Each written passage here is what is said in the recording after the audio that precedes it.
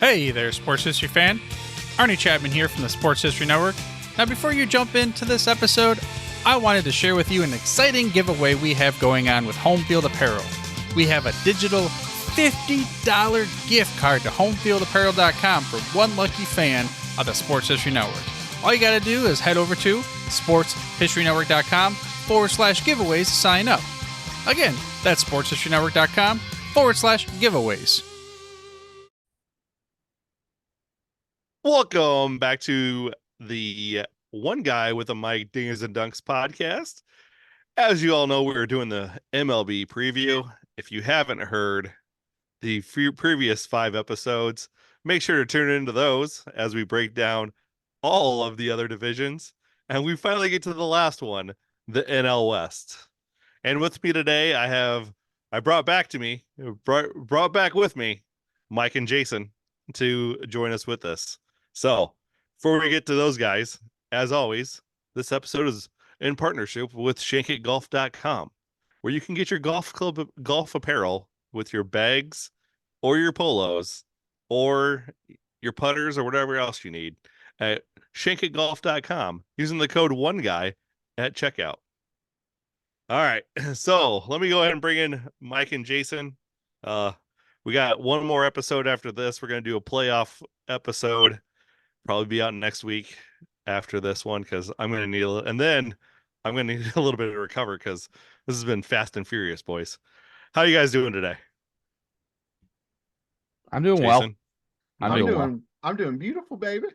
Neither. I was hoping one time on the podcast I'd get all the guests to speak at the same time. Be like, we're doing good. But nope. Did Fabulous. 6 of them. We're fabulous. I did 6 of them, and 4 of them with multiple people. Oh my gosh. AL Central, I was like, or the NL Central was definitely hurting cats. That's for sure. Wow, you just recorded that. I know, right? I did. Yeah, I'm not afraid to admit that. After this being my 6th episode, that one was definitely the hardest one. Okay, I have a quick question. That's you're okay to put this stuff out there. Yeah. Who's been the best group? I'm with them. That's why you guys are back. I mean, the drill bros are fun. Like, don't get wrong, that was a fun episode. It was having Brian on and Andy. Actually, I would have to say, for group wise, definitely used to. And then the drill bros, and then it was the NL Central was just chaotic. And even for my ADD brain, that was just a bit. I was overwhelmed, which was fine. I can imagine. It made for a good episode. However, the episode that I recorded with Andy, by far probably the best one out of all of them. Sorry, boys, but yes, he was like, you guys. Here's the thing: you guys bring a lot of info to the conversation because I love how deep and in depth you guys go on it. But like Andy and I were talking about movies and we were talking about other crap. Like we got off topic. You tell me you want to do something on, well, first the NL Central and now, or the NL East and now the NL West. So we come prepared for what you asked for. If you want a pop culture podcast, why don't you ask? We have one of those. Oh, I forgot. My bad. It's called that's right. It's called Veg Out with 80s Voice. Yeah. My bad.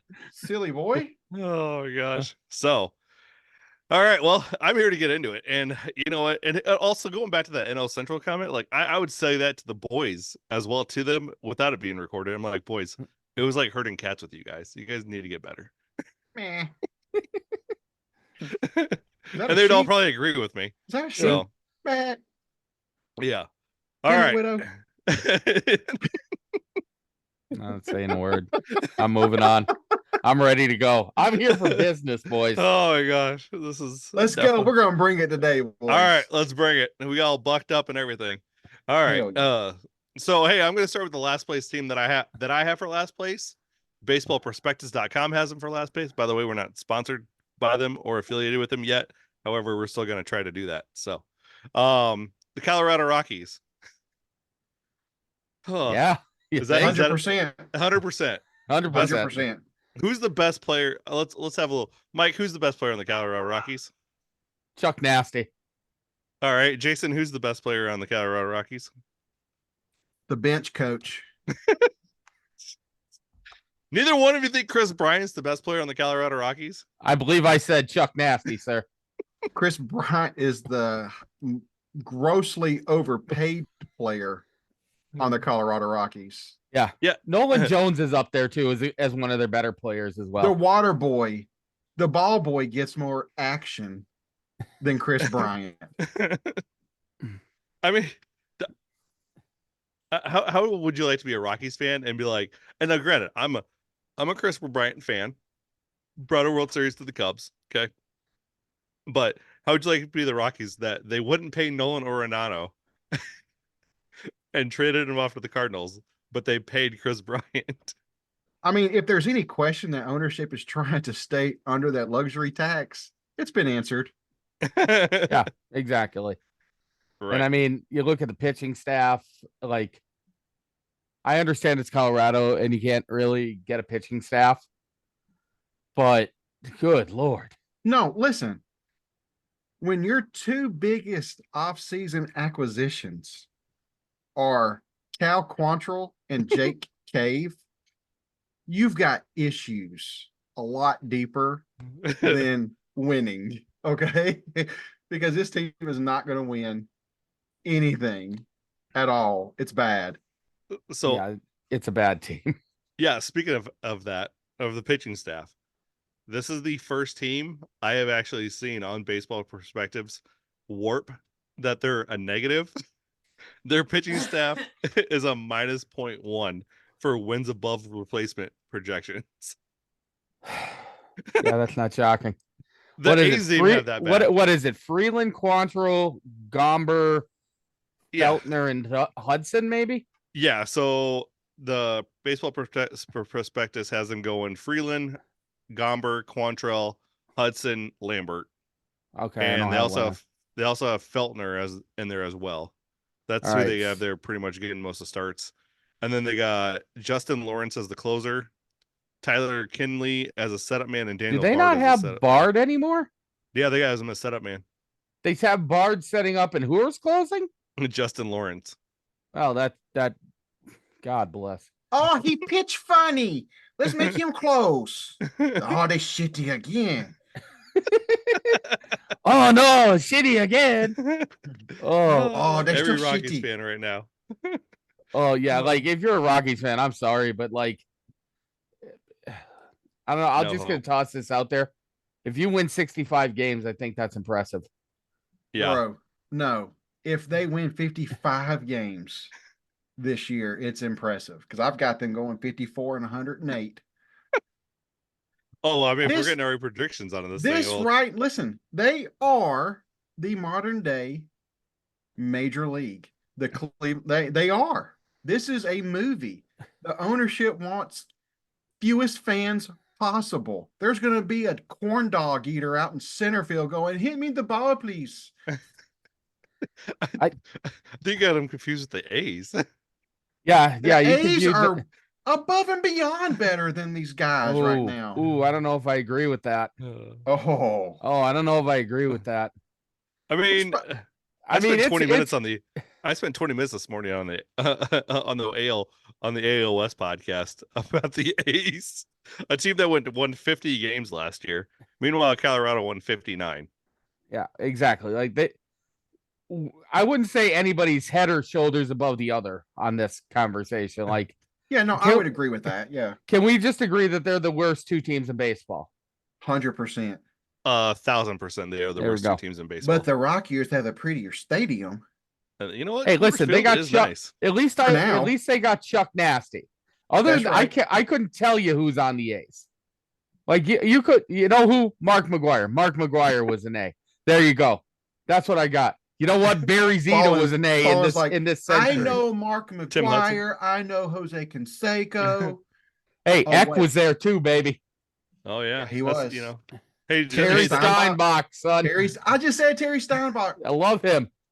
Hey, to be fair, the A's have actually won more than 80 games a lot sooner than what the Colorado Rockies have lately. So yeah, I mean, because in 2021 they were the A's were 86 win team. Yeah, and then the bottom fell out. And then they traded Olsen to the Braves, and Sean Murphy to Braves and Chapman to the Chapman Blue Jays. to the Blue Jays, right? He was a Blue Jay last year. He was. Yeah, Blue Chapman Jays. went to the Blue Jays. Yeah. So like, they it's the same thing. Rockies, A's, it's not good.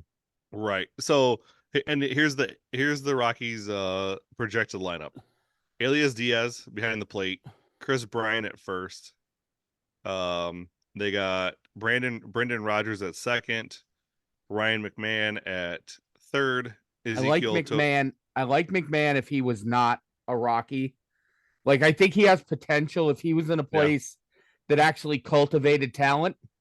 Yeah. I think he could progress to be a pretty decent player. I'm not saying like a bust out, but I mean, he'd slowly improve. Right. Then they got Ezekiel Tovar out at shortstop. They got Nolan Jones in the left.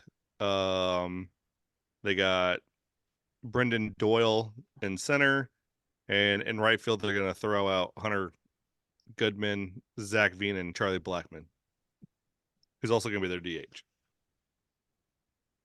How old is Charlie Black? How old is Captain Caveman? Oh, 30, God. He's 36. Yeah, is he now? Jeez. 37, boys. 37 years yeah. old. 37 still raking. He'll be their 37. DH. Yeah. He'll And he'd still probably be the best right fielder of the group, too. Yeah, you got Nolan Jones, though. He plays left, though. He plays left, though.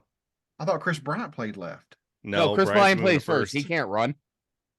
Bryant's being moved to first. Is he really? Yeah. That's a shame. All-time first baseman now. I mean, talk about a fall from grace. Well, I mean, that's what happens when you're a Cub. It's what happens when you're a Cub. No, it's what happens when you have Scott Boras as your agent. Okay. I'm not going to debate that, actually. Not going to debate that one. He had a chance to sign a long-term deal with the Cubs, and him and Boras were all mad because the Cubs put him down in the minor leagues to get the extra year out of him, and then so then they weren't going to deal with him anymore after that, and then he kept winning his arbitration cases because he was in the Rookie of the Year, NL MVP, all that stuff in the first 2 years. So then he was making gobs of money off arbitration. So then the Cubs said, "Hey, we'll give you this amount of money," and he goes, "Yeah, we'll try somewhere else," and then got the same exact contract the Cubs were going to give him in Colorado. He chased the money. And he didn't get it. Right. He didn't get it. He did not. So I like Chris Bryant a lot as a player. So he's still one of my guys. At the end of the day, I think he really wanted to play with Harper. He wanted to play with his boy Bryce, and it wasn't going to happen. Yeah. Again, I want to see a Phillies roster of Harper, Bryant, and Trout. I can't say to you on your own podcast what I think of that thought. Yeah. I mean, you can. That's fine. No, I'm respectful. If it did, it would be difficult to put the Braves in front of them. I don't know if Brian doesn't stay healthy. Brian doesn't stay healthy. Trout sure as hell isn't staying healthy. And they wouldn't have a couple of the other pieces they had to plug in there. Yeah. Because you'd have to pay that money that, I see it's an interesting thought, but I could poke holes in it. Yeah, I could see that. So Jason's got him winning 54 games. Yeah, 54, 108. Their off-season grade is an F-, if that's possible. I don't know. I mean, there's nothing there, guy. There isn't. No. I mean, when Cal Quantrill's your guy, it's time to just walk away. We're not. I'm not disagreeing with you. Like F-. No. If you could give him a Z, yeah, right, or give him an incomplete, I guess. Well, I wouldn't want to give him an incomplete because it's just bad. Like they tried to do the assignment and just failed. My max win total for them is 60. That's my max. He could be right at 54. I'm going to say that up, anywhere from 54 to 60. Like they are not a competitive team, and anybody that walks in there is going to slug more home runs than them because they just don't have the pitching staff to get it done. Nope. Right. Yeah, the pitching staff is I mean, you're already behind the 8 ball playing in Coors Field as it is. And then when Kyle Freeland and like Austin Gomber is your 1 and 2, Cal Quantrill in there, it's not a recipe for success. And it's not like, let me tell you something. Dante Bichette ain't walking through that door. That's all I'm saying. You talking about dump truck? Larry Walker is not walking through that door. Big dumper. That big dumper, Dante Bichette's not walking through the door? He's not walking through the door, boys. Vinny Castilla, not walking through that door. Mike Hampton is not walking through that door. Oh, dang. Andres Galarraga is not walking through the door. The big cat himself, right? We got Rick Pitino over here. Right? Andres Galarraga could actually walk on right now and be their DH. Probably. Absolutely. Absolutely. Helton could.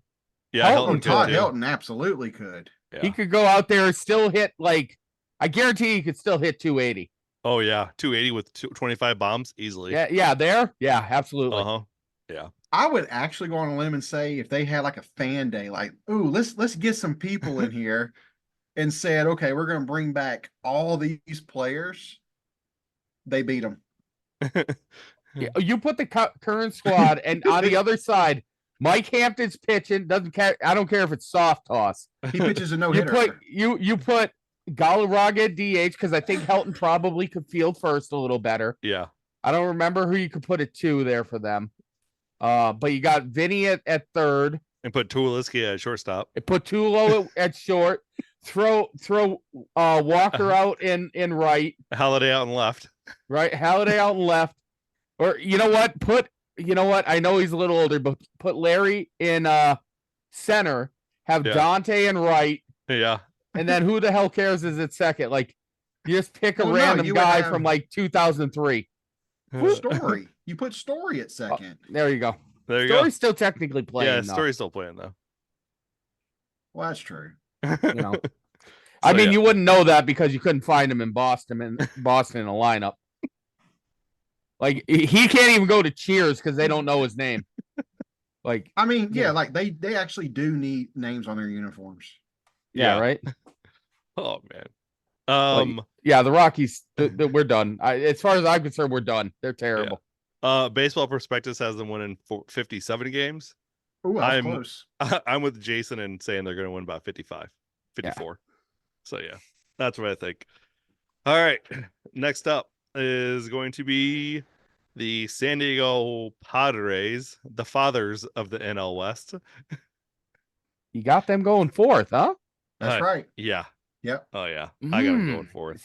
See, it's going to be competitive, I think. You got Darvish, Musgrove, Michael King, huge pickup, Matt Waldron, Pedro Avila. After you get the top, past the top 3, didn't Dylan Cease go there?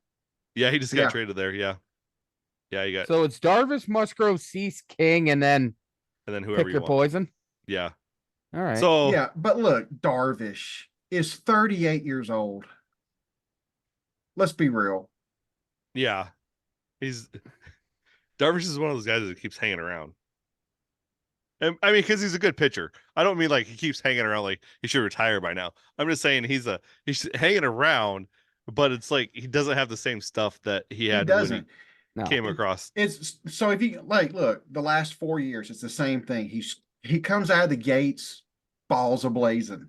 Yeah. But age catches up to you, and you're like, well, he sucks. It's the way it's going to be this year. About the All-Star break, he's breaking down. You know what, though? If they can limp into contention, and I'm not saying they will, I'm saying if they could. Mm-hmm. I could see that if they went out and got Musgrove, if he gets better, because, I mean, he just got lit up in his first game. Mm-hmm. But, so did the Dodgers. So, I mean, he won a shootout.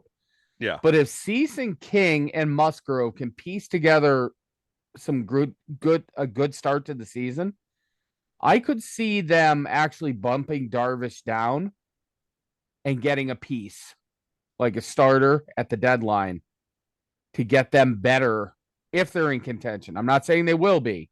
Mm-hmm. I'm saying those 3 guys, if they play like they're able to play, they could be in contention. I don't think they will be, but it's a possibility. And you don't know if they put Matt Waldron out there, it's a knuckleballer. who in God's name knows that's going to look like? True. Well, and here's also the deal. Their schedule is very favorable at the beginning of the season. Because their schedule is they just got done splitting a series with the Dodgers, right? Now they have 4 against the Giants. Then they got St. Louis, the ARP team comes out there. Okay. Then they play the Giants again. And then they're gonna get swept by the Cubs. And then they got the Dodgers.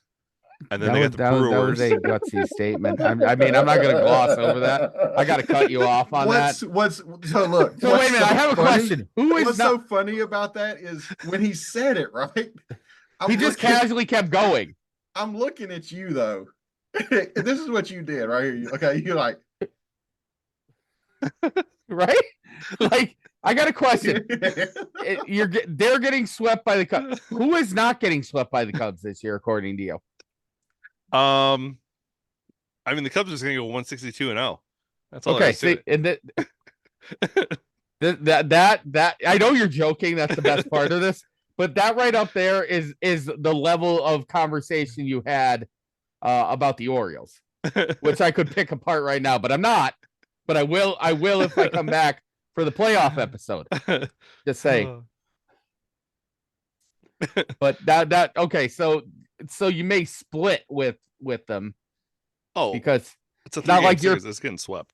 Well, I think this is going to go to the Justin Steele NL Cy Young. Oh God, here we go. Padres, Giants. It's going to come down to those two as far as 4 and 3. Yeah. Whoever wins that head-to-head is going to have an advantage going into the second half of the season. Right. They play each other a lot before the All-Star break. Yes. And that's what I'm saying is like their first half schedule isn't, I mean, it's tough, but it's not like Seattle tough. That's for sure. That's 100% fact. I mean, I don't know what Seattle did to piss off the MLB schedule makers on that. Probably well, they only need to win 56% of their games or 54% or whatever the hell it is. Whatever the hell it is. That was Jerry DePoto's. Yeah, I knew it was one of those two. All we need is 54% of our games, baby. Yeah, but the second half, I mean, that's dangerous. Like so I think this is what the Padres fans are going to be. They're going to get through the first half. They're going to be in second. They're going to be in second or third place. Or right there at the second spot, and looking at playoffs, and then the second half of the season is going to come, and it's like, oh yeah, we're not doing anything, right? Because here's the thing: when you play the tougher, like you get the easier part of the schedule, but it's not like you're talking about a Dodgers team or a Braves team, or those upper echelon teams where like, all right, every series they're going to either compete or win it. Right. Like you're confident, unless they're playing like Braves, Dodgers, Braves, Phillies, Yankees. Right. Those are competitive. Yeah, but like Cubs, Braves. Yeah, I understand. You're trying, and it ain't working because you got 2 Braves guys on here. I'm aware. I mean, come on now. But no, for real, like San Diego's going to do well in the beginning of the season, and then when you get to looking at a harder schedule and they start not to compete, like, where was this? Well, you didn't look at your own schedule, guys. Right. Correct. And also Michael King's going to be a starter for the first time in his career, like full time. Yeah. He did really good in the last 2 months with the Yankees, but you're going to try to get a full season out of a guy that hasn't thrown that many pitches in his career. Yeah, and that could mean his arm is fresh, but it also could mean that it gets very tired come late August. Yeah, and if they're going to stay in contention, if they are, that can't happen. No, because I agree. Darvish is going to get tired. Yeah, Cease is going to become that guy. I think. Look, if they're going to be there, Cease is going to be the one that has to step up to the plate. Yes. Yes. That's the reason why he went out and get him. He's got to be the guy. Yeah, he's got to become the ace, and in my opinion, Musgrove has to step up too. Yes. Like you can't be like 15-12 with like a 4.12 ERA or whatever, something like that. Like that, that's just general Joe Musgrove style numbers. Yeah. Like you need to be 18-10 with like a 3.6. Right. You need to be like a 3.5. Yeah. 3.5. Yeah, 3.5, 3.6. You got to be under 4. You need to elevate to the next step. Yeah. Because with this lineup, it doesn't really, with the Padres lineup of, they got Camp Swano, who's, I think he's actually going to be still considered a rookie this year. Yeah. Behind the plate, you have Cronenworth over at first, Bogarts at second, Machado's at third, Kim is at short. He got Profur out on left. You got Tatis out and right. You got center fielder Azakar, and then Ornelius is your DH. Well, actually, they don't have a DH listed. It's going to be Machado to start the year because of his elbow. Oh, okay, so it'll be He's Machado not going to be able. DH. Yeah. So then Tyler Wade will probably start at third for them. Yeah, Tyler Wade will probably start at third then. Yeah. So this lineup doesn't scare me though. That's the thing. It's a tale. It's a tale of two. It's a tale of two halves.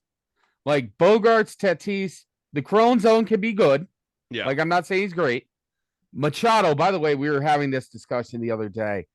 Machado may be one of the most underrated players of this current generation. He is so good, but his mouth did a lot of talking and he kind of disappeared. But like he's made great defensive plays. He stepped off at offensive times. Like he's an underrated guy nobody talks about. He just doesn't get talked about. And then you got Kim at short. Those 5, that's a start of a pretty good offense. Mm-hmm. And then you got like a Jerkson Profar, Campusano, like you said, Tyler Wade starting at third, and then Merrill or Yugi Rosario, Paulie, whoever they get going.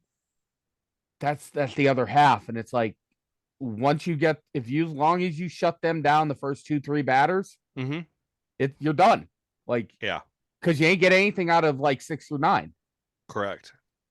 But not only that, so I've actually got written on paper in big bold letters. Okay, 7 words come to mind seeing this lineup top to bottom. You ready? Yeah. Not the fastest, but not the worst. That's where they're at. They're not fast, but they're not the worst. But if you ain't first, you're last. Well, I mean, Tatis has speed, but that's about it. That's it. Yeah. Well, and Cronenworth is quick. He's not fast. He's quick. Quick around the base paths, but yeah, he's not gonna steal bases for you. Like I don't see this offense as a boom or bust offense. Yes. They're gonna have to hit. And like the thing is, where do they play? San Diego. It's a pitcher's park. Mm-hmm. Like besides Tatis, besides Machado, like Cronenworth's gonna have to bat 280, 290, or at least get on base 40% of the time, 43%. And Kim's gonna have to repeat what he did last year. So who knows what that looks like. Bogarts is, I don't know. Like he was good, and then he wasn't. Then he was good, and then he wasn't. Right. Very Jekyll and Hyde. So that offense is just, and again, Machado's coming off elbow surgery. Yeah. Machado would have benefited more staying in Baltimore. They weren't ever going to pay him, though.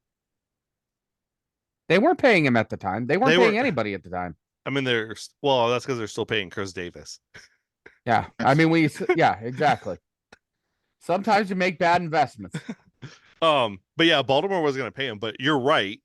If he could have got just half the contract that he got with the Padres to stay in Baltimore, he still would have been money ahead by staying in Baltimore, even if they're going to finish in 4th place this year.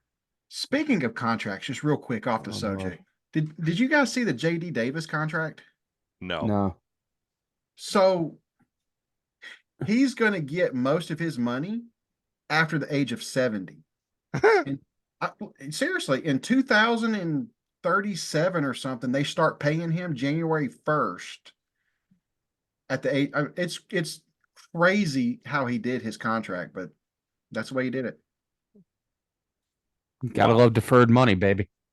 You do. You get 8% interest on that. Mm-hmm. That's Bobby Bonilla. I was gonna say, ask he's gonna be Shohei retired. Ohtani and his So $2 million a year. Yeah, he's too busy. It was smart. He's too busy paying off bookies for his interpreters. Yeah, that's what he was doing. No, I'm not going down that road. Nope. Yeah. I mean, we'll save that for the playoff broadcast. We can get spicy.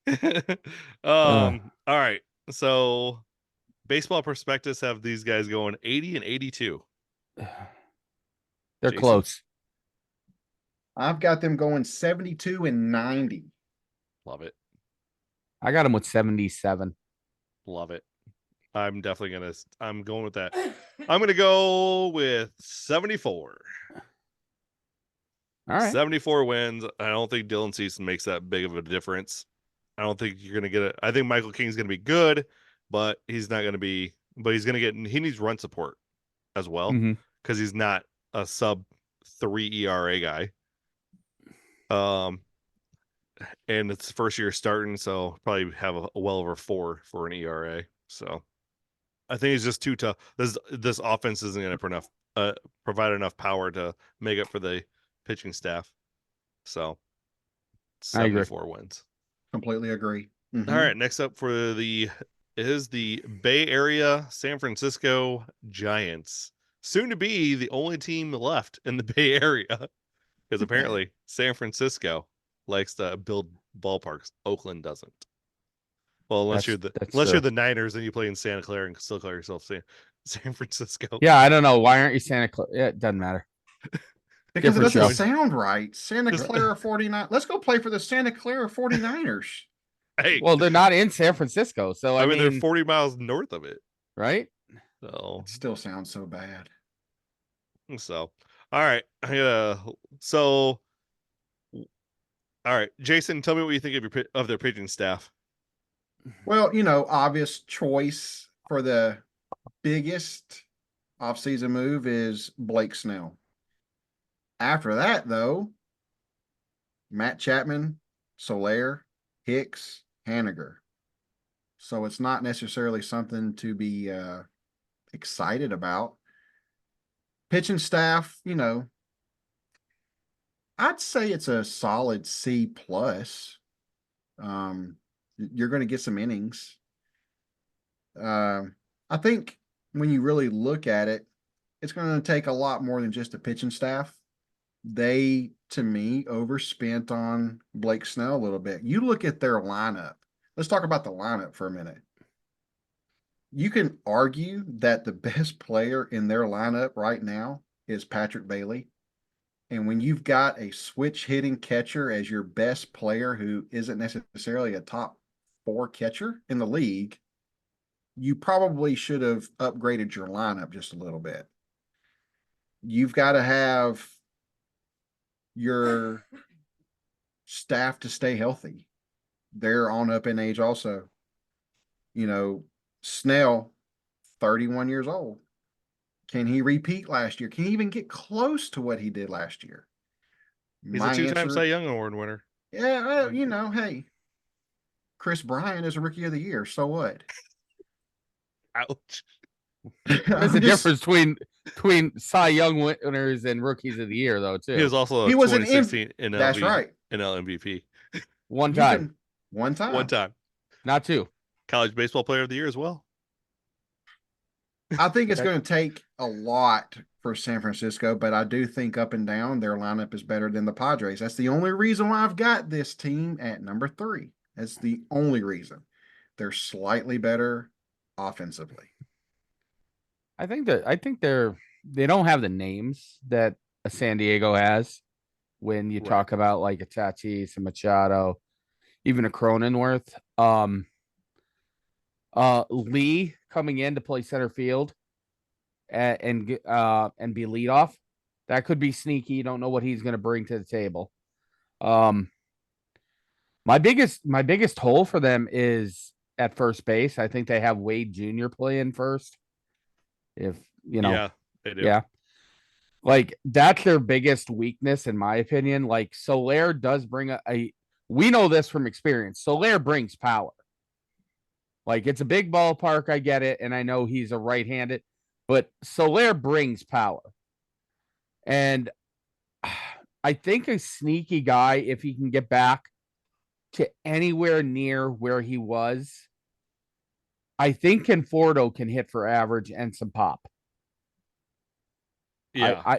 I always like Conforto, even though he's a Met. Like, he always, again, having an agent that overplayed his hand in life. Mm-hmm. You know, Conforto misses a season, so the rust could be all over him.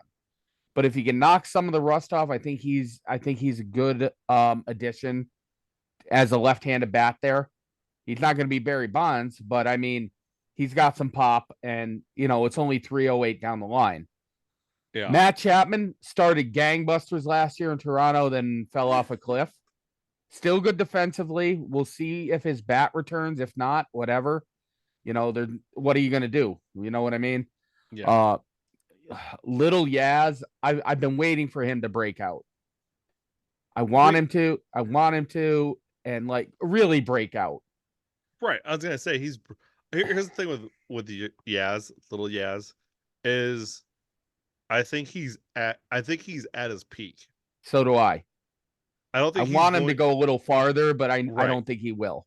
I don't think he's not he's at his peak. He's an everyday player that's nothing spectacular. Yeah. And that kind of sucks. But if you think about it, Yastrzemski, his grandfather, gets lost in the conversations at times because, again, he was an everyday player that gets lost in conversations because some people don't realize of how well he played. Mm-hmm. Now, I'm not comparing Carl. Yeah, I'm not. You can't. But I'm just saying it's the same. It's like the same thing where, yeah, he was playing on MVP levels, though. Right, he was. Like Mike's never done that. No, he's never going to be an MVP. Right, he's lucky if he gets all-star levels. Right, I'm saying like his top is an all-star. Yeah, that's his top. I think didn't he make all-star list last year or the year before? I mean, you got to think of who the Giants really had besides Logan Webb. Yeah, true. Sorry, but Patrick Bailey, I mean, like Jason said, switch hitting catcher, young too. Like he's not beyond his age. I mean, he's only what now, 24. So I mean, he's still up and coming. If he can stay hot offensively, that's nice. And then you have Estrada and Lucchino up the middle. They're contact hitters, they're average hitters. You're not going to get a ton of pop out of them, but if you can get a couple of guys on, maybe Soler, maybe Conforto, right? I don't hate it. And just remember, like when you look at the rotation, you have Webb, Snell. They're going with Jordan Hicks this year.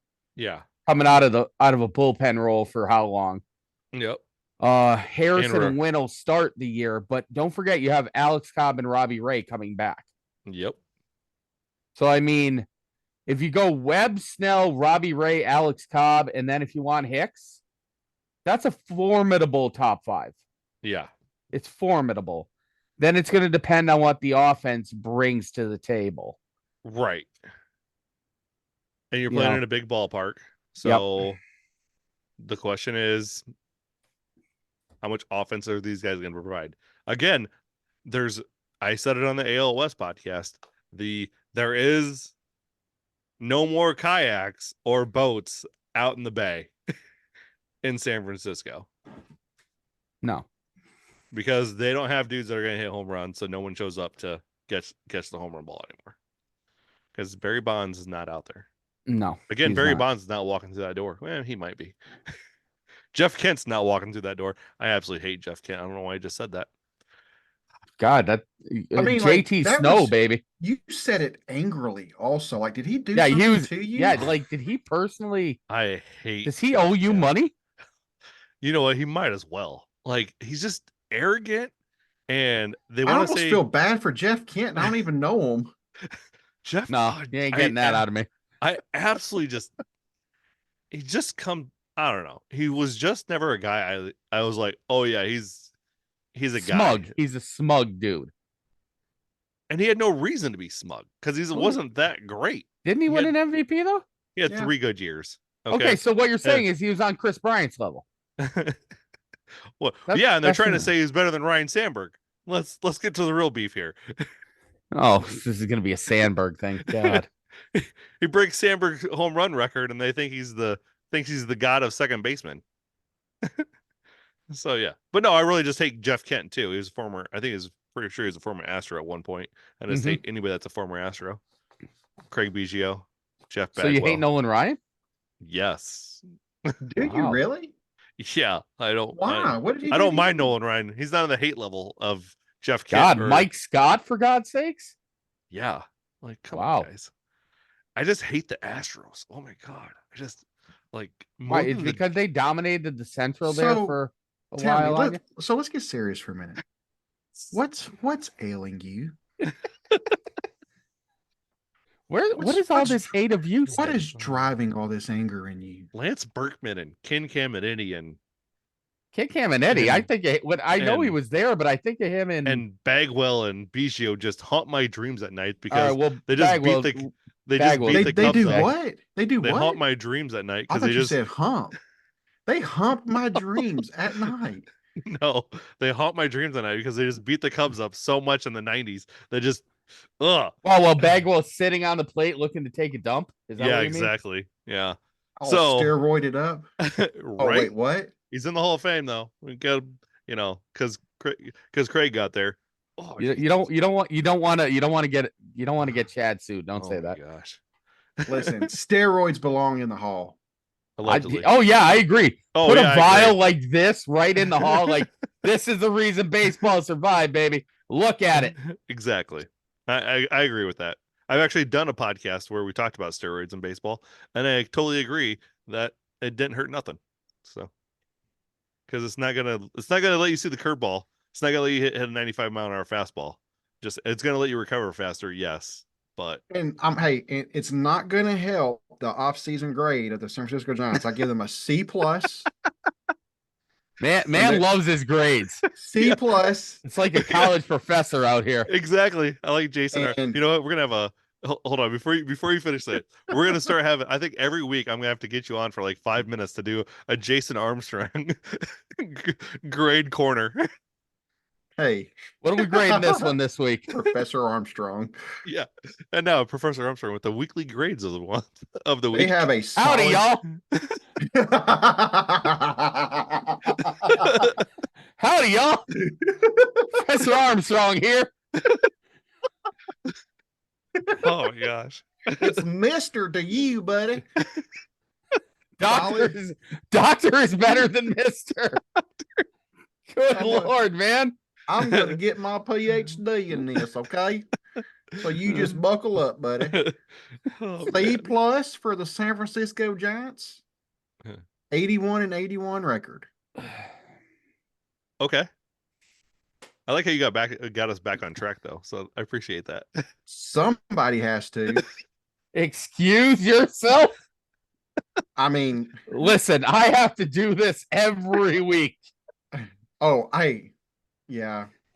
No thanks. No thanks. I have to do this every week. But I told you at the very beginning, I was like, look, as soon as y'all start this, I know enough about Chad to know that he's kind of just all over the place. Like, hey, that's a cat. Oh, crap. What were we talking about? Oh, that's right. The cat distracted me. I'm aware. I am aware. So, Mr. Mike, what do you have the Giants going? I have them with 84. I think they're just above that 500. They probably take those 3 extra wins from San Diego. Okay. That's where I'm looking like. Because again, like the second half too, if they get Robbie Ray back, if they get Cobb back, that staff's a little stronger.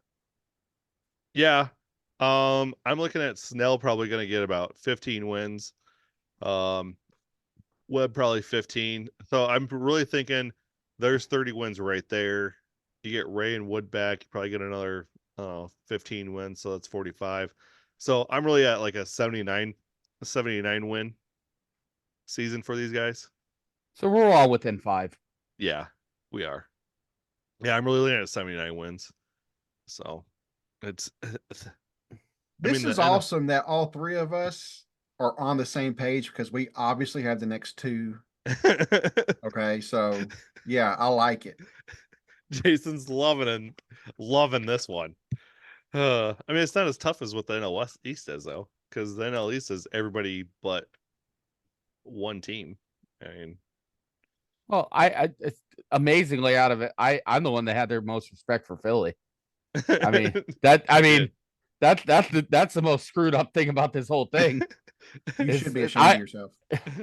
Hey, I call it as I see it. I may hate their guts, but like I said, no, you don't. You said you don't. No. I hate the fans. Like if I can't say that publicly. Well, I can't say it on somebody else's. I can say it on my stuff, but I won't say it on Chad's.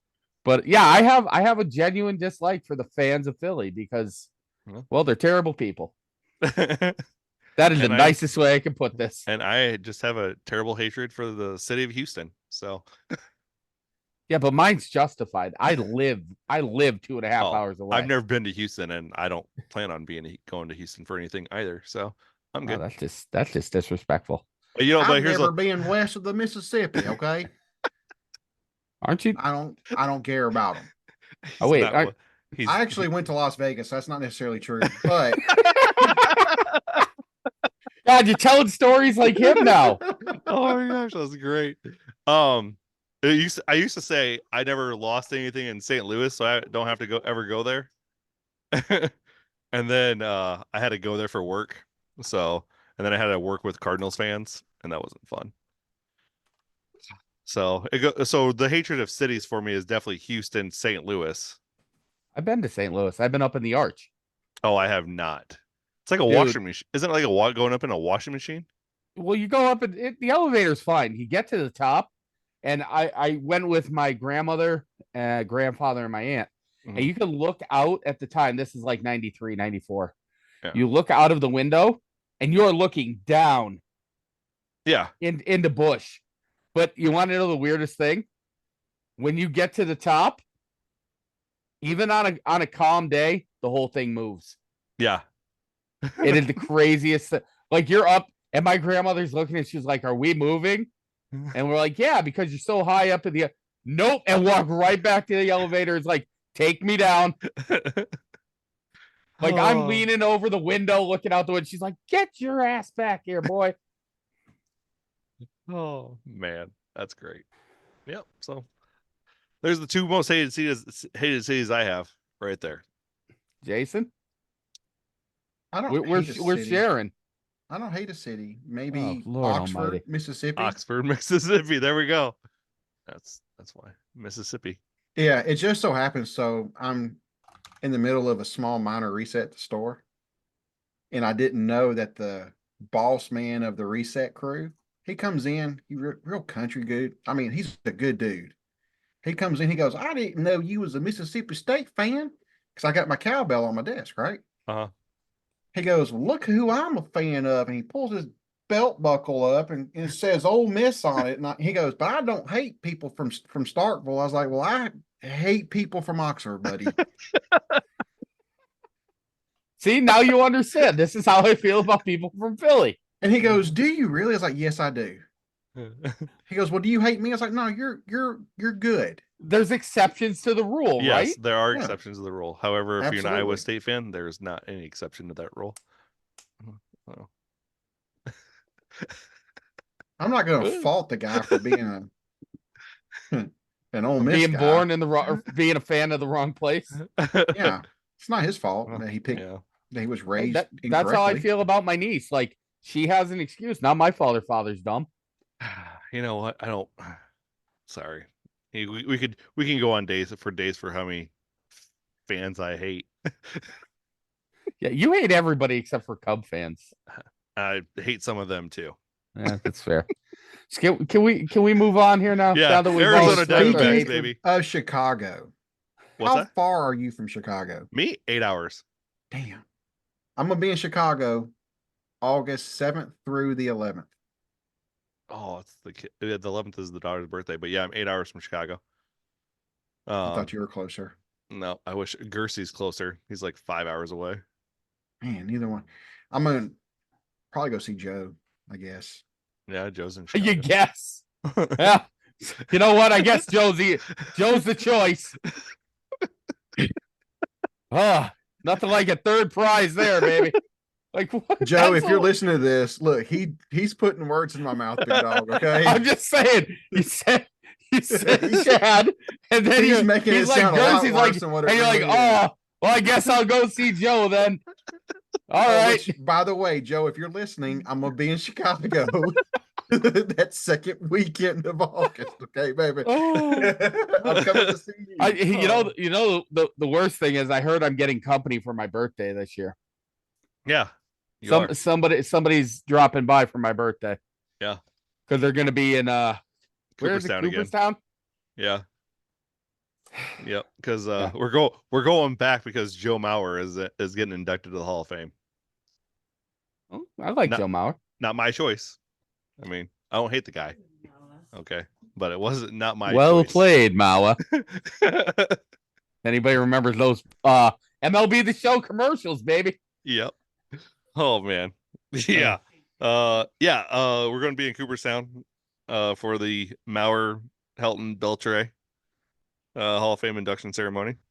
So staying in Utica this time instead of Sydney. Utica's all right. Utica's a nice town. Yeah, we're staying at Red Roof Inn, so we'll see how that turns out. All right. Well, bodies on the floor. Got it. Yeah, exactly. Stop. You know, I might just take a picture of myself by the Syracuse sign and send it to Sal. He hates Syracuse. I know. All right, so wait a minute. Back to the Diamondbacks. Back to number two. Back to number two. The Arizona Diamondbacks. Yeah. Just signed Jordan Montgomery to a 1-year deal. It seems like for $25 million. Does have a player option, whatever that amounts to. Hold on. Let's just say thanks, Scott Boras. Yeah. Thanks for messing up another one, baby. Yeah, no kidding. Last of the free agent dominoes to sign. I was really thinking it was going to be JD Martinez, but he got picked up. Gotta love the Mets stepping in there for that one. Yeah, of course. And Martinez like, I just want to make the playoffs. Well, no, he's not going to because he's going to end up playing first when they trade Pete to Cleveland. Anyways. Oh, he got inside info. I don't got that info yet. That must be that Red Roof Inn info. Yeah, you're right. He's getting that Red Roof information, baby. Exactly. Cleveland's gonna. Is that Red Roof Inn? Wait. By the hour? No. I've seen the pay by the hour places. I was just wondering. Never stayed at one, but I've seen them. Hey, Chad, it's only like. Why were you late today for the Hall of Fame ceremony? My alarm didn't go off. It's probably about right. Yeah, just remember we do things on Chad time. Yeah. Just remember that. I've become very accustomed to Chad time. Because CST, just remember CST does not mean Central Standard Time. It means Chad Standard time. Let me tell you something. Hey. I swear to God, Mike, 8:30, I'm there for you, baby. I'm there. 8:30 Central. I'm there. 8:30, 9:30 Eastern, folks. I'm messaging a friend. I'm like, where the hell is he? Oh my God. And then it just gets progressively angrier in the preceding next 20 minutes when he shows up 10 minutes beforehand. And I'm like, hey, what a shock. I swear to God, I'll be there on time. I tell my boss at the golf store I'll be there on time all the time too, and I walk in 10 minutes late. Yeah, son, I ain't your guy at the golf store either. Oh my gosh. All right, Diamondbacks just got Jordan Montgomery. Yep. They got Zach Gallen. They got Merrill Kelly, Eduardo Rodriguez, Brian Pfaff as well. That's a great last name. I know it is. And then they got Ryan Nelson. I love that name. Paul Sewald. Kevin Ginkel, Miguel Castro, Joe Matt. Sewald's closing it out, right? Oh yeah, Sewald's the closer, definitely. Okay. Yeah. So I was just naming off their stars in this wonderful pitching staff they have. And also, hey, fun fact, since I know we talked about it before here, but I'm going to bring it up on podcast as well. In 2023, according to Just Baseball on Twitter, X, I guess. I don't know. It's still Twitter to me. Even when you hit a link, it says twitter.com. So that's funny. Just 13 pitchers threw at least 175 innings with a 3.50 ERA or better. And now the Diamondbacks have 3 of those players. So did their pitching staff get better with Jordan Montgomery? That is the question. Yes. Absolutely it did. I mean, that was a stupid that was a bad question. Like, look, sorry, sir, but I understand the whole there is no stupid questions. But there's 3 comments, and like that was a rough one, okay? I mean, it's Gallen to Montgomery to Kelly to Paffett to whomever the hell you want at 5. Yeah. Right? Like, we talked about pitching staffs. A talented pitching staff. Yeah, and I mean, Seawald at the back end, Castro there for an 7 or 8 inning, like that staff. And here's the thing: Gallen can get you 7, Montgomery can get you 7, Kelly can get you 6 or 7, Paffett the same thing. Like, they not only are the innings eaters, but they're ERA and low contact guys. Like, they're not giving up a ton. Yeah. So it's not like when we talk about the Padres or the Giants, can the offense help out? If they give up 3 runs or 4 runs, can they help them out? Like, we know, like, the bulk of the Diamondbacks starters, they're going to keep you 2 to 3 runs at worst. Yeah. And then you just need to produce from there. And they had their lineup to produce. They had the lineup to produce. I think missing Teoscar Hernandez from last year is a slight thing for them, but they did get Gurriel Jr., who's nice and younger. Yeah, and younger. I don't disagree, but I think Teoscar had the better bat. I think Gurriel's good. I think Teoscar's a better hitter. I mean, if you want to ask a question about this team, the question should be, will we see the future Hall of Fame center fielder, Drew Jones? Will we see him? No. Not yet. I think he's a year out because I think they're willing to give Alek Thomas the time in center this year just to see. Like, if they start competing, here's the thing, you see him in September. Yeah. You see him in September. I think it comes down to the whole Uriel Jr. aspect of this, okay? And I feel like that's where we see the possibility of him being called up. Will he be able to play to the level that they're going to need him to play at? We don't know. Again, I think he's young in that role. I think he's not that they don't have young talent. I'm not saying that. Obviously, they got Corbin Carroll out there. Not that Marte's young anymore by any stretch. Like, he's 30 now. Like, what are you going to do there? Put it in. So look at the outfield. If Drew Jones, Alek Thomas, Corbin Carroll. Yeah, that's just, and it's Arizona. So, like, if you could sign them. See, here's the thing. Right now, the Diamondbacks should be thinking, we need to do what the Braves did. We need to sign these guys. To long-term deals right now. Like, here's the thing. People bitch about the Braves with Ronnie and what they did. Ronnie's still going to be up for a contract when he's 29 years old.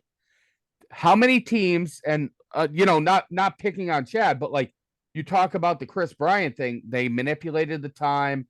That he kept having to go through arbitration. The Braves gave him a contract that he was willing to agree to. Who knew he was going to go 40 and 70? Honestly, nobody was thinking that. Yeah. So you sign these guys to long-term deals, let them hit free agency when they're 30. Maybe you get some goodwill with them and they want to stick around. Yeah. I mean, because they're going to build the culture. Yeah. I mean, and you want to bring up manipulating the system, Jackson Holiday, Orioles. Yeah. I mean, the Diamondbacks didn't do that with Corbin Carroll. No, absolutely right. not. So that's right. And they're going to be rewarded handsomely. They are. If this team, I think all three of us could sit here and agree that this team played out of their minds last year. Yes. down They the stretch, played yes. a solid, they're a year ahead of where they should be. Technically, this should be their last year. Yeah. If they can get close to doing what they did, and I think the Jordan Montgomery signing 30, almost 40 minutes ago now, it gets them there. I actually, I'm gonna jump ahead just a little bit. Okay. I had them at 92 and 70, but that was before the Montgomery signing. I had the Dodgers 2 games ahead of them. I now think it's a dead heat, in all honesty. If this team plays like they did last year, it's a dead heat. Okay, I can live with that. I mean, but we also had. I mean, you also had the Eugenio Suarez coming over as well. So I mean, they did bolster their team. You're missing the big one. Jock Peterson. That's huge. That's their no. DH Like righties. not only that, but like we can speak to this. I really feel this. Like you and I can speak to this. What did he do for the Braves in 21? Like we are those, mothers. You know what I mean? Mm-hmm. And like we can be. That dude has a winning leadership mentality that kids like Carroll, Thomas, like he said, Drew Jones, even Gurriel, Marte, who's 30, and I mean he's getting a little longer in the tooth, but even he can be like, yeah, we got a winner. This guy's won wherever he's gone. Like he's really picked it up. Yeah. That's infectious. And then you bring in, like we said, a Montgomery to a staff where Gallen was already a Cy Young candidate. Mm-hmm. Dude, that team's ready to compete. I don't agree that they're in a dead heat with the Dodgers, but I think they're close. I don't know if it's like, I still think it's probably a 4 or 5 games, but they're going to win. I can see. Well, I'm just looking at their first half of their schedule, and it's very, very favorable for them to get out to a hot start. I mean, they don't face really any real. I mean, they play the Rockies at first, and then they got the Yankees coming to town. Then they go to the Braves, but then they play Colorado, St. Louis, and they'll get swept by the Cubs. And then they got San Francisco, St. Louis again. So it's not like. So they got 3 hard series out of the first month. So they're going to get off to a hot start. And I think sometimes, unless you're the Rays, hot start always propels you for the rest of the year. Mets. Or the Mets. But remember that division was wrapped up in 22. In June. Just remember that. Ask the commentator for the Mets. He'll tell you May 31st, it was wrapped, baby. But then the second half of the season is even better. Like they legit don't play LA after September 2nd. So you can go on a late run. Right, exactly. And you face San Francisco, Houston, Texas, Milwaukee, Colorado, Milwaukee, San Francisco, and San Diego. So I was just going to say series. I think the Dodgers and Diamondbacks have a real good chance to split their series. Yeah. It's going to come down to which one of those 2 teams beats up on the Giants and Colorado Rockies the worst. Yeah. Yeah.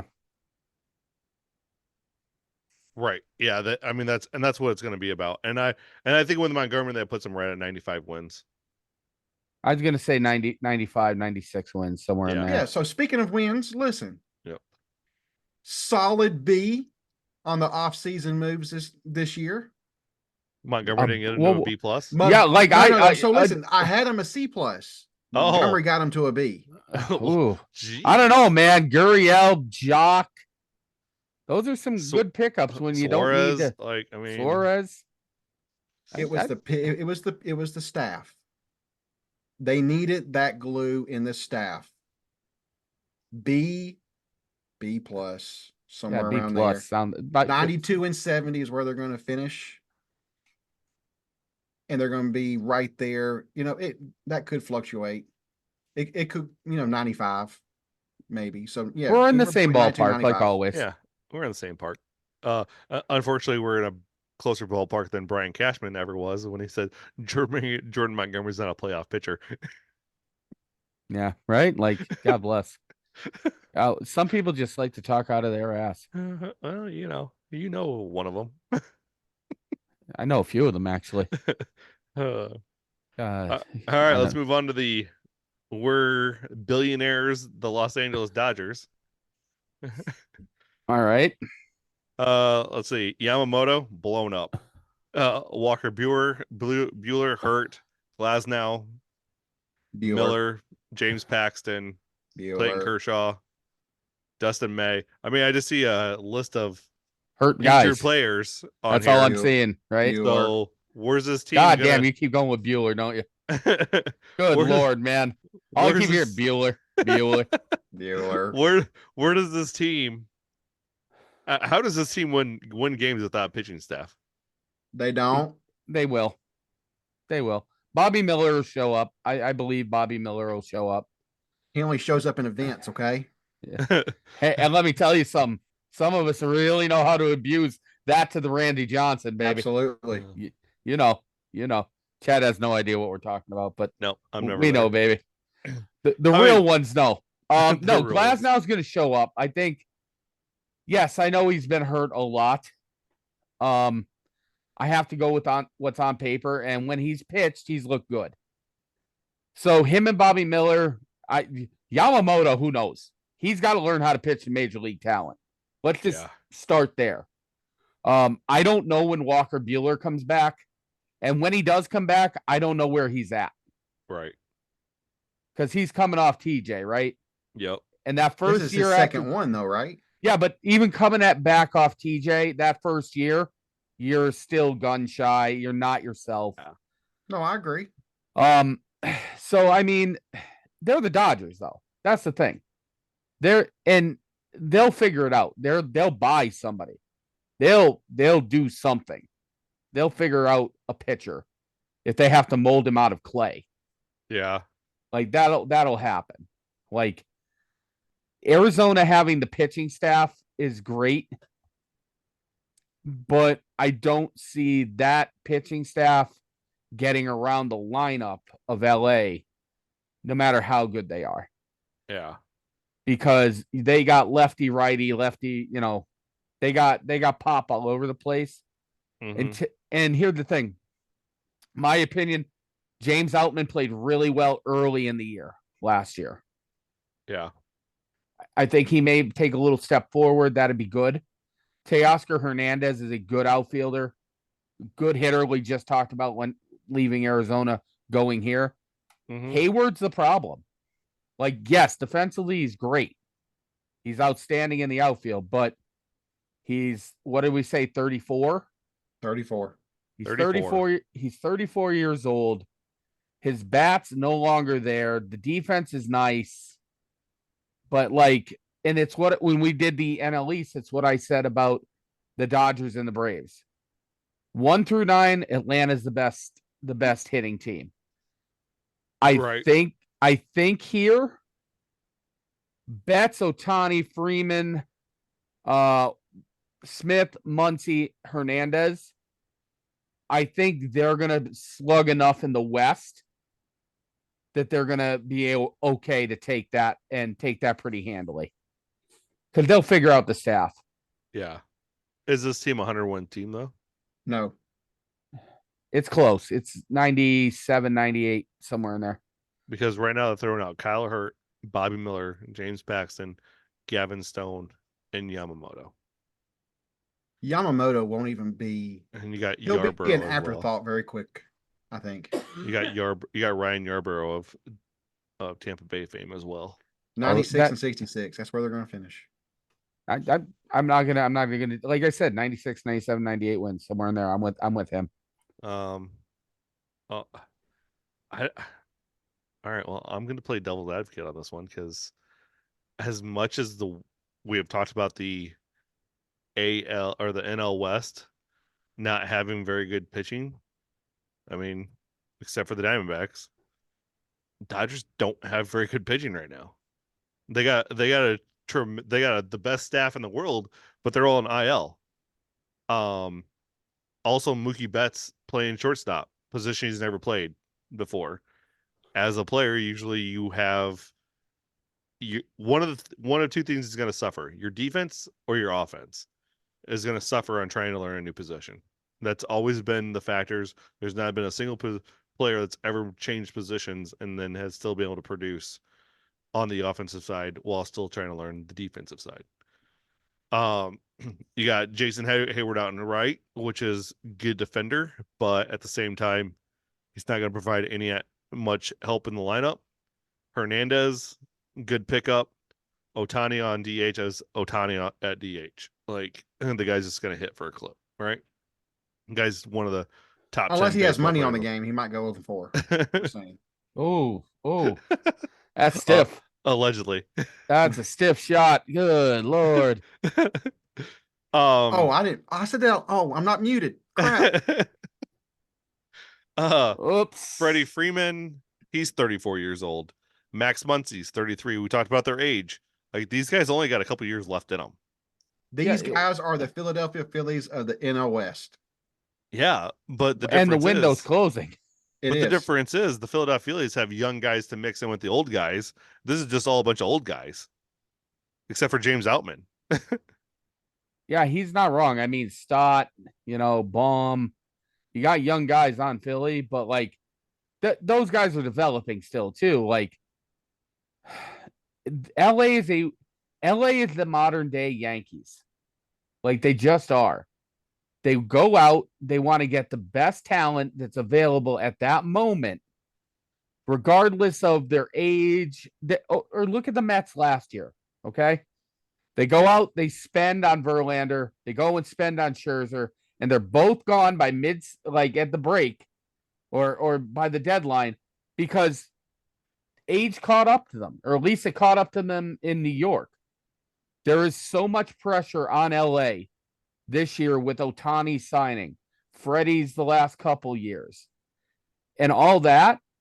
When now you throw this whole interpreter situation, because LA is basically the New York of the West. Like I know people from LA will hate to hear that. I get it.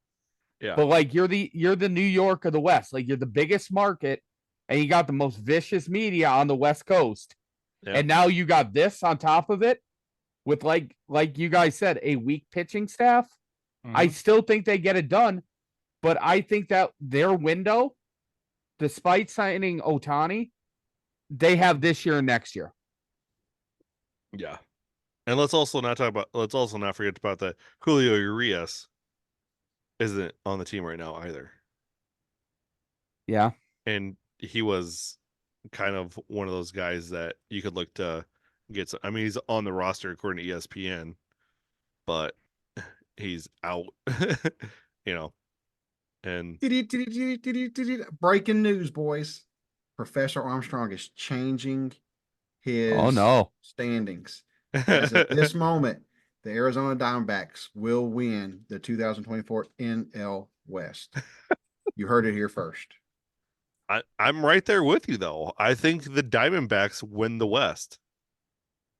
We may have saved the Dodgers for last, but I think honestly, I still think the Dodgers make the playoffs, but the Diamondbacks win the West and possibly be the best team in baseball. No. I said possibly. No, not Chad, possibly either. You just lost all credibility with me, man. I'm so heartbroken. Like, here's the thing. I get it. Like, Jason and I are both Braves fans. And I dare say at times we are homers. I'm not going to disagree with that. However, I'm usually very objective about these things, all right? And I do feel the Braves are the best team without question in baseball. And the Diamondbacks are great. Like, that pitching staff's really good. But the Braves, they always I did not hear you say that you would put the Diamondbacks at 100 wins. No, and I have the Braves at 100 wins. But I have the Braves at 100 wins. I think the Diamondbacks win 97. But let me clarify this, okay? I think the Braves are the best team in baseball, put top to bottom, okay? But if you're gonna get the 1 seed in the playoffs, I think the Diamondbacks can sneak in to get that 1 seed because they play a weaker division than what the Braves do. That's a lie. That's That's a lie. You think the Nats and the Rockies are the same? No, the West is weaker than the East. Yeah, they have the Mets and they have the Marlins. Yeah, but the Marlins are better than the Giants and the Padres. I agree. I don't know if I agree with that. If you go top to bottom, not without Alcantara this year, I don't. And I think but if you compare top to bottom, Rockies, Nationals, Nationals by far. I'm taking Dave Martinez the Nationals all day, every day. You got the Padres, 54 wins and Mets. like 60, but still. Look, let's just Padres, Mets. It's a Mets push. Are worse. No, the Mets are worse. Look at the Mets pitching staff, for God's sake. You look at the right, it's a push. But then you look at the Padres. But then you look at the Padres hitters. Like, yeah, I would much rather ride with Machado and Tatis any day of the week. Than Alonso and batting. Alonso batting 238. Alonso's not going to be there the whole damn year. Well, Alonso's out the door. But I'm saying right now. I'm still going to take the Padres in that one. Falling. Okay. Happy Gilmore could hit the ball 450 yards, but couldn't put it. Okay, Happy Gilmore's not a real person. But he couldn't put it into the hole. I'm just letting you know that. I'm just telling you. He's not a real person, Jason. Despite what you... Okay. No. Adam Sandler's a real person. Adam Sandler's a real person making a very bad mistake making a sequel to that movie. All right. However, go ahead. All right. So you're saying you're taking Padres over Mets. Okay? I'm taking the Padres over the Mets. I'll say Mets over Padres. Okay. That's fine. But you have the Nationals over the Rockies. Yeah. Padres over Mets. So it's basically 1-1, right? Yeah. So now you got the Marlins, Giants. Marlins. I want to see the Marlins lineup. Hold on. Exactly. Hold on. Let me give me a second. Oh, you want to see the Marlins lineup? Yeah, I'm looking. I have it here. I am looking at the lineup. Well, Tim Anderson's going to get 300 this year. Brian De La Cruz he's not. is going to be a 30 home run guy. In that ballpark? Oh, dude. I know he's got pop. I just... I like him. A lot, Jazz underperforms. Like, Jazz isn't that guy. Yeah, but he's not on the cover this year of MLB The Show. Yeah, I don't give a damn what he's going to have a better year this year. No cover. Arias is just slapping balls like all over the place. Josh Bell, hit or miss. Jake Fatburgers. Yes, if he makes contact with the ball, very good. If he doesn't, then very not. The only person that the Nick the Fortis Marlins are missing is Dan Vogelbach. Yeah, right. Danny Burgess. Why is Danny Burgess on the team? Luzardo, Puck, Weathers, Rogers, Max Mayer. Dude, 100% better than the Giants. Not pitching wise. You know what? Hold on. You want to hear something? Whoa. Hold on. Not pitching wise, because here's the thing: you got Snell, you got Webb. You're having Robbie Ray come back. You have Robbie Ray coming back, and you have Alex Wood coming back. Yeah, but you're hoping that they come back at full strength. So what? I'll take 50% of Robbie Ray over Ryan Weathers. True. Now, see, if you ask me honestly, with the Giants' improvements with Soler and Conforto and those guys, I actually put this at a push. Okay. Because of the pitching staff. I can live with the push. Because of the pitching staff. Before we leave the Marlins, I got one hot take that wasn't even my hot take. Okay. I got a guy I work with said that Puck could be a Cy Young Award winner. God, you keep saying Spencer Strider wrong. I don't know. Like at one time it sounds like AJ Puck. Another time it sounds like Justin Steele. I didn't say that. And It then was said at work on Monday, and I looked at the guy like, "What?" Jason, could you explain to him how to say Spencer Strider? I know how to say Spencer Strider because I also took him #1 in fantasy baseball. No, #2. And let me tell you something. You shouldn't have shown up. If the timer had been on, Strider would have been mine, and you would have been out in the cold. You shouldn't have gotten the extra time. That's bull. And let me tell you something. I yelled at Longhorn about it too. But we would have missed out on you saying, "Oh, just take all the Braves, you Cub loving son of a." Because here's the thing: he talks up the Cubs, but he knows who the best is. That's the thing. You didn't see it. Hey, all I'm gonna say is this: you didn't see him go out there and take every Diamondback, did you? No, sirree. Nope. He's the only podcast sports host that I've ever heard of go, I think I'm going to project my team to win 74 games, but yet they managed to sweep every single team that we discuss. Yeah, how does that work exactly? And actually, I said I see him going from 74 to 87 wins and still winning the Central. Even at 74 wins, they're going to win the Central. Oh, what? I'm gonna act like you just didn't say that. Right? Professional. You get paid to do this. I don't. I really don't get to pay to do this. I pay to do it. Oh. Well, that's a story. Let's move on. Go. The 80s boys. Let's talk about that for a minute. I'm trying to figure what out about those Braves teams in the 90s? So, but what I'm saying is, all right, so Giants Marlins push, right? Yeah, for me that's a push. Phillies Diamondbacks. Well, you already put the Diamondbacks winning the division. Right. Okay. So they're the Dodgers. So Dodgers, Phillies. That's a push. Phillies. I like the top. I trust the top of their lineup. That's the weird thing. The pitching staff's better in Philly. I think the hitters are better in LA. See, I would say the hitters are a push, and the pitching staff is better in Philly. Definitely the pitching staff is better in Philly. I don't know about the lineup though. Schwarber, Turner, Harper, Baum, Stott. Miyamoto's taking a step back. Let's be honest. Stott, Castellanos. Who knows? Nicky Cass, baby. He's gonna. I love Nicky Cass. 285 with and 77 doubles. Bombs? 77 doubles. And then you got Marsh and Rojas. He doesn't know. You forgot about Harper. I didn't. I said Harper right at the top. Okay, I didn't hear you. Oh, you didn't. Third. No. What happened is he heard 77 doubles and it immediately fried his brain. That'd be some kind of record. You're not hitting 77 doubles in Philly. That'd be some kind of record. Well, here's the thing: 77 doubles are like 23 more home runs because the ball carries in Philly. Yeah. So, but at the back end, you have Marsh, Rojas, Stott, and Baum. They're younger. So if you look at the big hitters, Schwarber, Turner, Harper, I guess Realmuto and Castellanos. If I'm going 5 against 5, like as far as the big hitters go, I'm taking LA. And you got Teoscar Hernandez, who I think is a better hitter than any of them.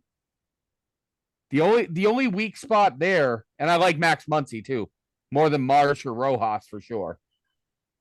It's Jason Hayward that's the odd man out in LA. Yeah. Right? So that's a given. So I like the Dodgers hitters more. I love Philly's pitching staff. I just see the Phillies just being better than the Dodgers. They definitely could be. But it's weird because the Dodgers find a way to win. Right. That's what I'm saying is Dave Roberts finds a way to win. He finds a way to win in the regular season, and then he Roberts in the playoffs. Correct. Because the only time the Dodgers have won a World Series in the last 30 years has been on shortened seasons. Yeah. 40 years. Last 40 years. 43 years. No, that's not true. 88. Okay. One World Series in there, not a strike shortened season. Or a shortened season altogether. So two of their 3 World Series have been on shortened seasons. You put Well, them. They've won more than 3 World Series, just so you know. Overall, yes. Yeah, I'm just saying, because the way that came out of your mouth was like, out of their 3 World Series, like, well, yeah, you got it. 3 World Series in the Does last everybody 43 forget years. Sandy with the left arm of God? Yeah, for 6 years. The first 6 years, it was the left arm of what? Let's ask that question. Doesn't matter. We can get really into a hot topic of hot take on that. Is Sandy Koufax always on the list of the best left-handed pitchers of all time? I got time. He's not. He had 6 good seasons. Well, I mean, he had six more good seasons than I did in Major League Baseball. and did your elbow ever turn black? When I broke it one time, yes. Okay, but was it from throwing a curveball repeatedly? No, that was from falling 10 feet out of a tree. Please tell me you were a child. I was 13. No, that was last week. I was wondering what was wrong with your arm. I was 13, broke both arms falling 10 feet out of a tree. Wait a minute. Whoa. Nope. That's going to be an after podcast question. That is going to be.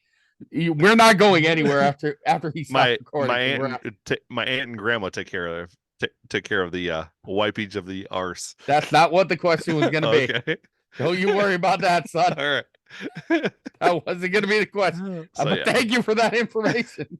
I mean, Yeah. Thanks for the info. I had a cast on the right. Mama Cain, thank you so much for taking care of our baby boy. Yeah. I was like Henry Gardner with a cast on the right arm. Oh yeah, did you end up being able to throw like 97? No, because it didn't go all the way up to the elbow, or it didn't go all the way up to it didn't go all the way to the shoulder. It only went up like to halfway. Right. Yeah, I got you. And then the other side, he's like, because that would have been perfect as a Cub fan. Yeah. Like, were you envisioning that? I was actually. I'd even do it like snap. I'd like snap it like he did. Chad was like funky butt loving. Right? Did you just say funky butt loving? So yeah, the doctor said you probably should have put my left arm in a cast as well, but he said I don't want you to have 2 casts at the same time, so you'll have to wear the splint for 6 weeks.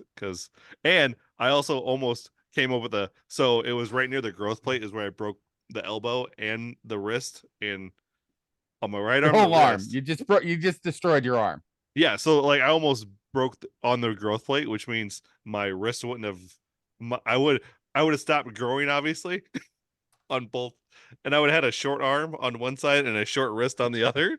I've been walking around like a Tyrannosaurus Rex. Let me tell you something. We would not have been doing a podcast, that's for sure. I'd love to hired you to front my shelves, though.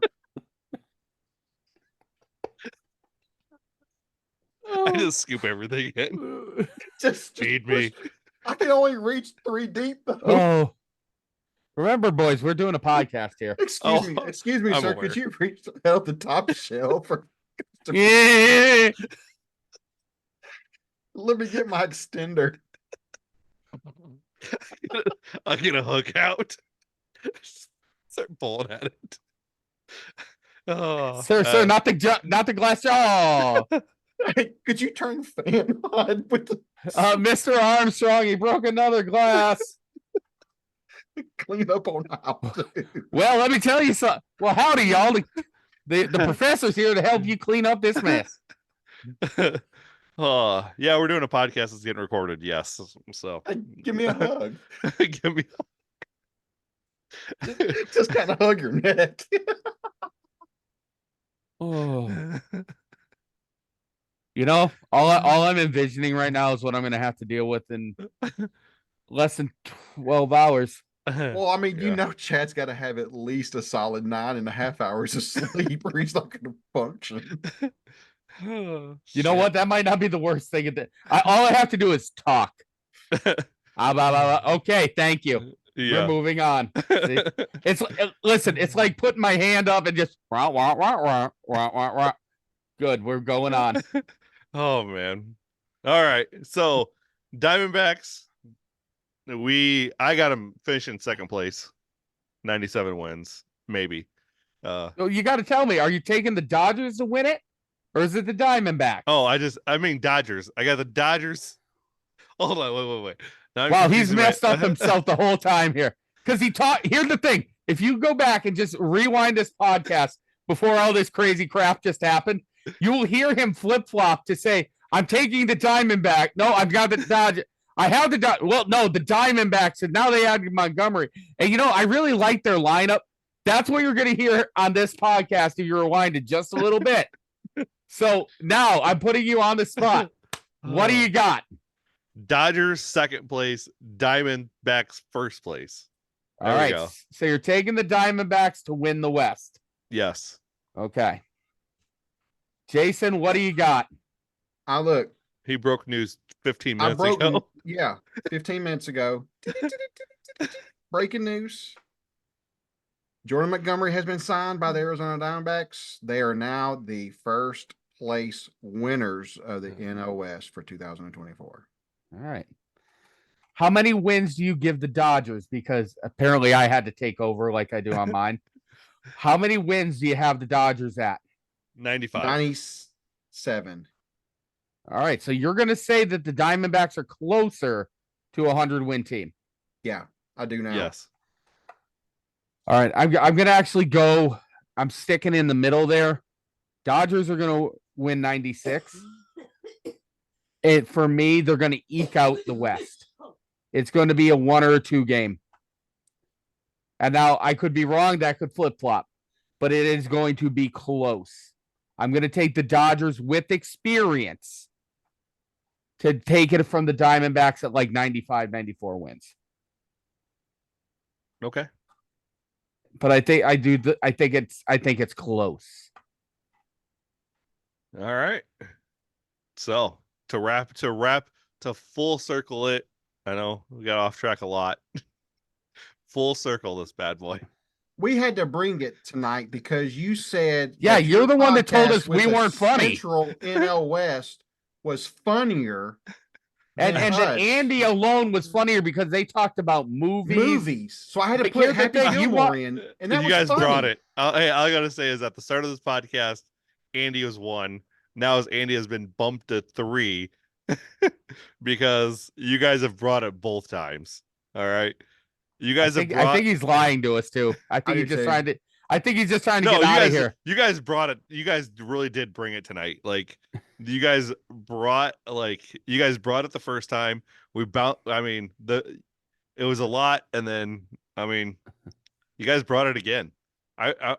We should just turn this into 3 guys and a mic. Wait, you want me to add another podcast to what I'm doing now? We can turn this into 3 guys and a mic.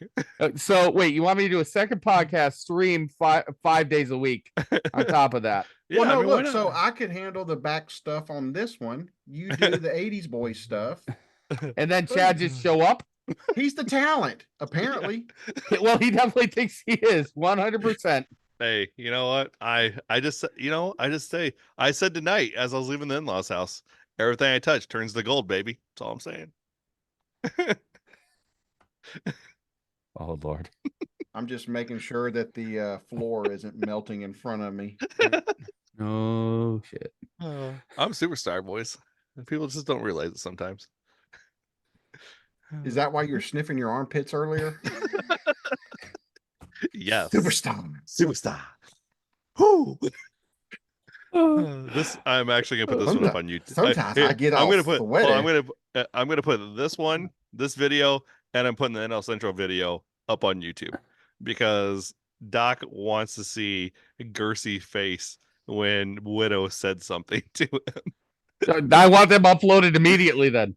Yes, they're both going to get uploaded tonight. All right, that's fair. So now, are they going to be uploaded in time for you to actually wake up on time to show up for our podcast tomorrow? No, because at 8:55 tomorrow morning, he's going to be like, hey, I just got the stuff posted. I haven't slept all night.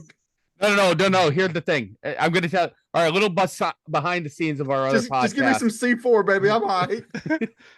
No, I'm going to give you a little behind the scenes. I have to set up the video for the stream, right? Every time Chad calls me, his video doesn't show up.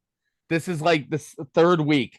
And every time his video doesn't show up, but he always calls me. He can't message me and say, I'm on, video me. Okay, that would make life easy, right? That would make old Mike's life a little bit easier. No. I get it. I get a call. Hey, I'm up, baby. Oh, my video isn't showing. Oh my God. All right, Chad, I'll call you like I do every time, and we'll do this. And I do it. I call him. He's like, oh, thank God it worked.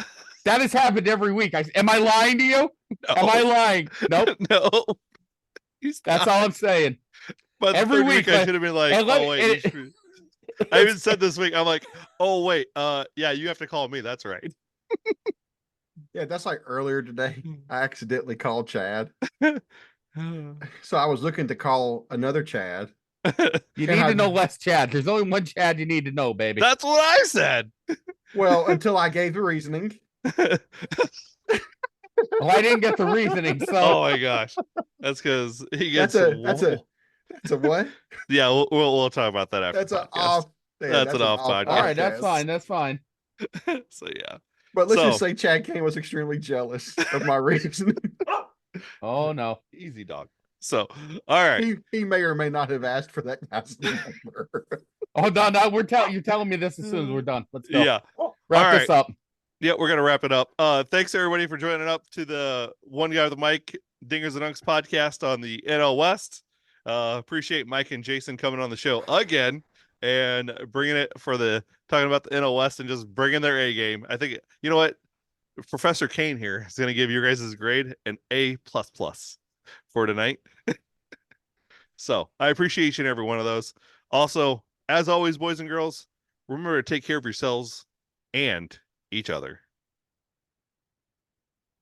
Hey there, sports history fan. This is Arnie Chapman, aka the Football History Dude, and I wanted to thank you for stopping by to listen to another episode here on the Sports History Network.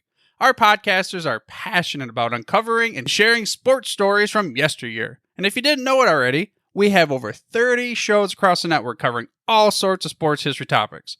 In fact, here's a glimpse into one of our awesome podcasts here on the network. The Pigskin Tales podcast is all about the lesser-known pro football players. Yes, there are stories about the ones we know, like Brad Tarkenton and Harold Red Grange. But have you ever heard of Ernie Nevers? How about Dave Osborne or even Grady Alderman? These men created their own path to the NFL. How did they do it? Listen to the Pigskin Tales podcast, now streaming on your favorite music platform. Go to pigskintales.com. How about that? I bet you're super hyped to go listen to that new podcast, right? Well, to learn about this show and all the other podcasts on the network, head over to sportshistorynetwork.com/podcasts. Again, that's sportshistorynetwork.com/podcasts. Head over there today to find your next favorite sports history podcast.